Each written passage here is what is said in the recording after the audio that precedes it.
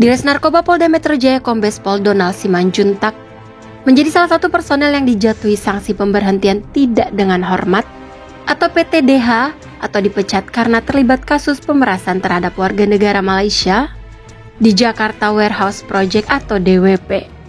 Sanksi pemberhentian tidak dengan hormat atau PTDH itu diungkapkan berdasarkan hasil sidang pelanggaran kode etik dan profesi Polri atau KEPP yang dijalankan pada Selasa 31 Desember 2024. Polri menyatakan sanksi itu sebagai bentuk komitmen menindak tegas pelanggar aturan.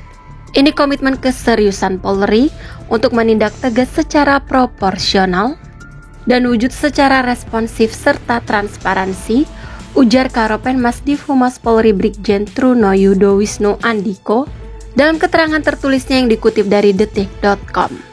Brigjen Truno Yudo menegaskan Polri akan menindak anggota yang terlibat pemerasan. Ia menyebut Kompolnas turut memantau dan mengawasi kasus ini. Total, ada 2 polisi dijatuhi sanksi PTDH atau dipecat karena terlibat kasus pemerasan terhadap warga negara Malaysia di Jakarta Warehouse Project. Selain Pak Donald, ada juga inisial Y yang dipecat. Terkait pemecatan yang dilakukan Polri, seperti apa profil dan rekam jejak Pak Donald sebelum kasus pemerasan, penonton DWP mencuat ke publik. Kombes Donald Simanjuntak merupakan lulusan Akademi Kepolisian atau Akpol tahun 1997. Ia juga pernah menempuh pendidikan di Perguruan Tinggi Ilmu Kepolisian atau PTIK pada tahun 2004, Sekolah Staf dan Pimpinan Menengah Polri pada tahun 2014, dan Sekolah Staf dan Komando atau SESKO TNI.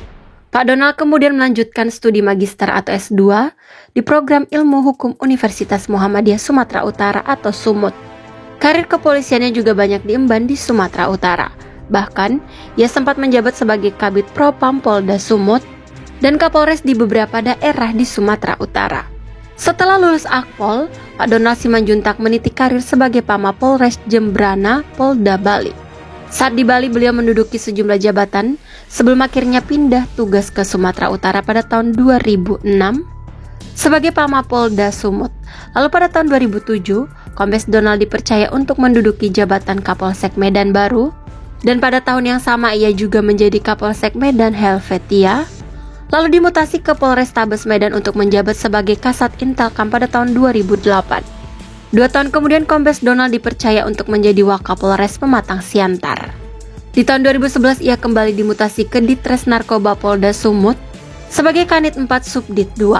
Lalu pada tahun 2013 ia mengemban tugas sebagai Kasubdit 2 Ditres Narkoba Polda Sumut.